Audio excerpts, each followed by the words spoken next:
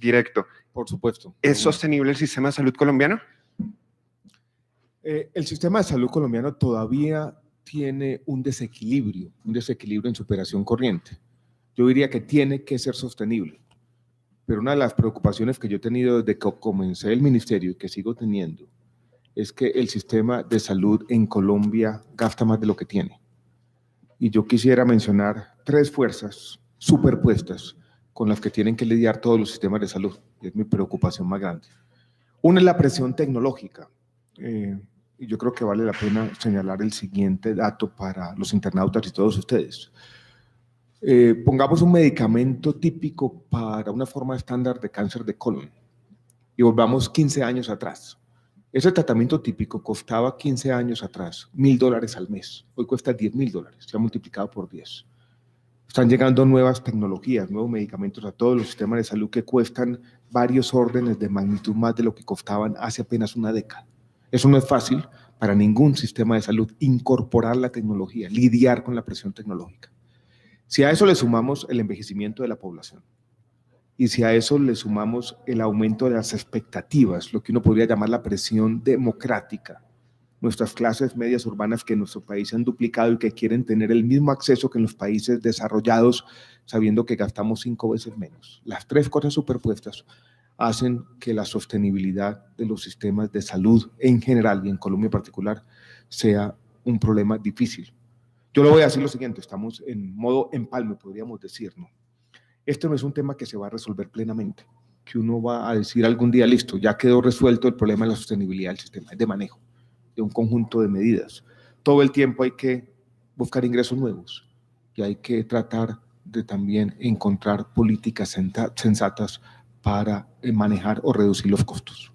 Ministro, usted dice que gasta más de lo que tiene. ¿Cuánto gasta y cuánto tiene?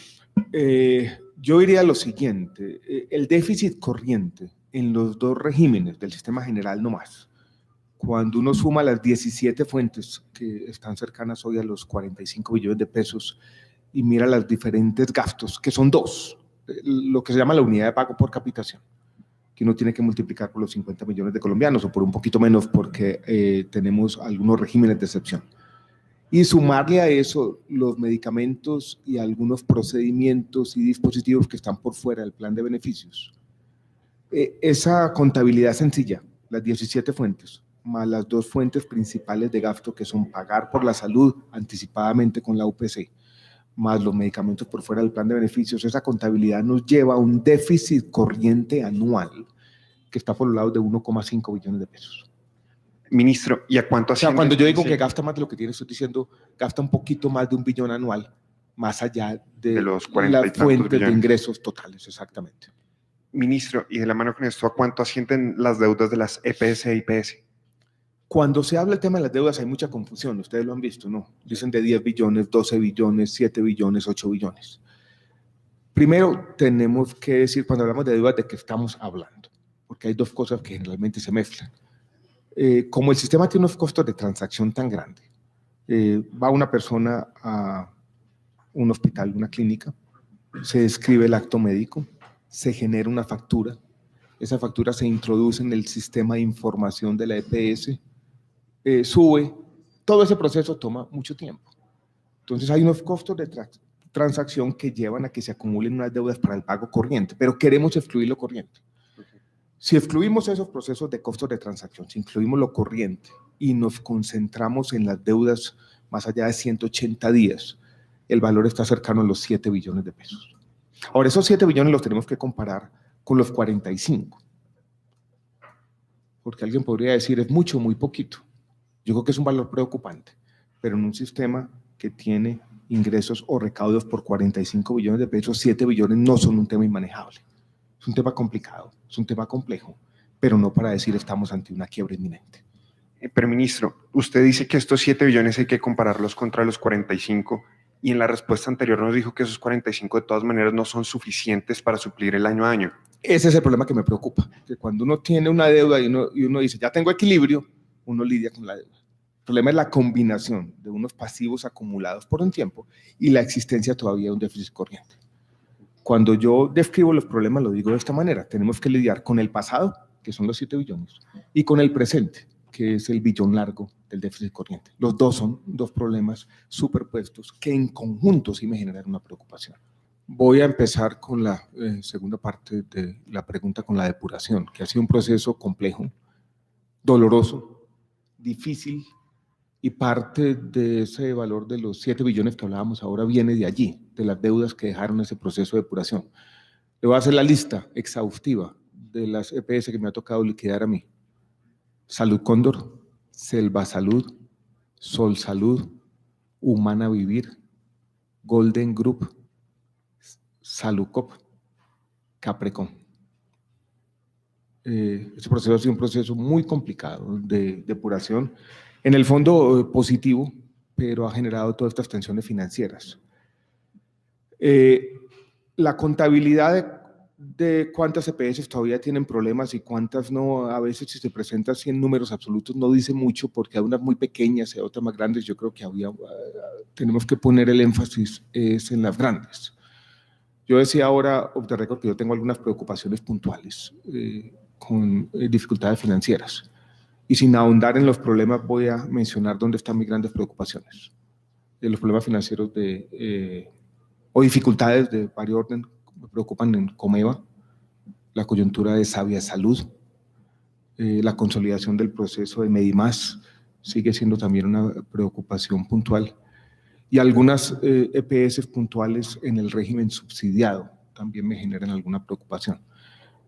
Este es un proceso permanente de depuración, de acompañamiento, de consolidación de esos procesos.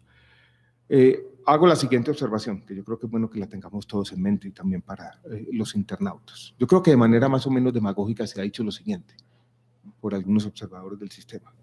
Bueno, de las EPS, el 60% hoy en día tienen patrimonio negativo, el 70%, cualquier cifra de esa que se mire. ¿Por qué la Superintendencia de Salud? Porque el ministerio les permite seguir funcionando. Si uno fuera a manejar esta crisis de manera irresponsable, diría yo liquido todas esas EPS que tienen problemas financieros, generaríamos una quiebra sistémica y eso tendría consecuencias catastróficas, desastrosas para la atención de salud de la gente. Lo que yo he aprendido en 6 años es que estas crisis hay que lidiarlas de esa manera, una a una, caso a caso, con prudencia y evitando. Ese ha sido el papel que me tocó jugar. Ojalá hubiera sido más fácil lidiar con un sistema en una posición holgada financieramente.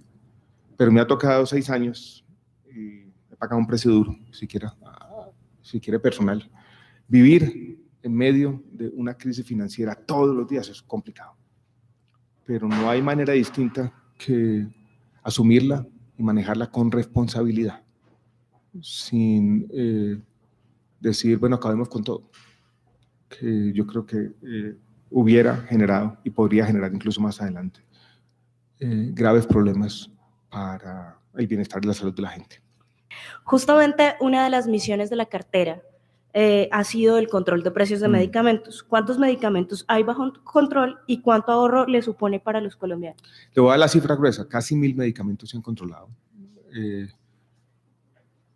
Esta semana o la semana entrante vamos a publicar la última lista que me va a tocar a mí de medicamentos controlados. Vamos a hacer un énfasis, creo que la noticia estaba rondando por ahí, en medicamentos anticonceptivos y otros. Eso le ha ahorrado al sistema números gruesos también 1 billón largo cada año, que si uno suma desde el año 2013-2014 las diferentes rondas de precios de medicamentos, es más de 5 billones de pesos en ahorro. Si no hubiéramos hecho eso, a los 7 billones que yo le dije ahora de deudas acumuladas, habría que sumarle otros 5 y estaríamos ahí sí en una situación financiera insostenible. Esto es sin regulación de precios, casi podría decirlo yo, no quiero ser tampoco melodramático, casi no tendríamos sistema de salud. Okay. Y la siguiente pregunta la tiene Carlos Rodríguez, que es nuestro director de Glauconomía. Ministro, antes de hacerle la pregunta, ¿ese control de precios se podría desmontar en un próximo gobierno? Sí se podría desmontar, es una política pública, pero tiene las siguientes dificultades al desmontarlo. Primero, que la ley estatutaria lo menciona de manera explícita. O sea, si lo quiere desmontar, tendría que explicarle a la Corte Constitucional por qué ese mandato más o menos explícito que está en la ley estatal y usted no lo va a obedecer. Segundo, con las cifras que he venido compartiendo con ustedes, con las dificultades financieras, con los ahorros ya mencionados de 1 billón anual mínimo, no tendría sentido desmontarlo. O sea, usted lo desmonta, ahonda los problemas financieros, ¿buscando qué? En el fondo, lo voy a decir de esta manera, con el lenguaje de estos tiempos. El control de precios en Colombia no es castrochavismo, no es un control de precios que se trate de meter a un mercado a que un regulador o el Estado, de manera miope, trate de reemplazar el mercado. Este es un control de precios centrado en medicamentos monopólicos, donde no hay patente, donde no existe el mercado y donde las compañías farmacéuticas están vendiendo los mismos medicamentos en otros países a precios más baratos. Entonces, más que control de precios, lo tendríamos que conceptualizar como una forma de evitar los abusos históricos en un sistema de salud como el colombiano. Puesto de esta manera, yo creo que no tendría ningún sentido para ningún gobierno, ni ministro de Salud, ni ministro de Hacienda, ni nadie. Recuerden que en la Comisión Nacional de Precios de Medicamentos se sienta el Ministerio de Salud, el Ministerio de Comercio y la Presidencia de la República. Decir, bueno, ahora yo tengo la gran idea de que volveremos a los abusos en los precios de los medicamentos. No tiene sentido. Entonces yo soy optimista. En un sentido claro, yo creo que cualquier gobierno sensato continuará la política de control de precios de los medicamentos. Hay un decreto que es una reforma al decreto 2266 del INVIMA, que desde hace mucho tiempo, en el momento más álgido de la guerra contra las drogas, prohibía la comercialización de fitoterapéuticos con principios psicoactivos. La reforma de ese decreto ya pasó todos los filtros internacionales, legales, burocráticos, y ese decreto está esperando la llegada del señor presidente, que está ahora en París recibiendo la entrada a la OCDE. Firmado ese decreto, estamos listos también para comercializar medicamentos derivados del cannabis en nuestro país. Entonces hemos tenido dos procesos también paralelos. Uno es el de proceso de licenciamiento, que ustedes lo conocen bien, tanto para el tema de semillas como para el tema de producción y como para el tema de exportación. Esto es facilitar desde el lado de la oferta la operación de estas empresas. Este otro decreto, que ya va a estar listo, facilita desde el otro lado, es la comercialización en Colombia más desde el lado de la demanda. Con ese decreto que va a firmar el presidente, yo creo que Colombia queda con un conjunto de medidas regulatorias bastante interesantes en el tema de cannabis medicinal. Yo diría que fuimos construyendo una especie de ventaja no comparativa, sino competitiva, porque Colombia tiene la legislación o regulación para el cannabis medicinal, yo creo que más moderna de América Latina. Ustedes han, yo creo que en este periódico, seguido muy de cerca este proceso, ¿no? Y yo creo que Colombia está construyendo calladamente, pero esto va a explotar, una historia agroindustrial interesante. Esto es, este país se puede convertir en el centro o el epicentro de la producción y exportación de derivados del cannabis en América Latina, sino en el mundo, ¿no? Ahí estamos.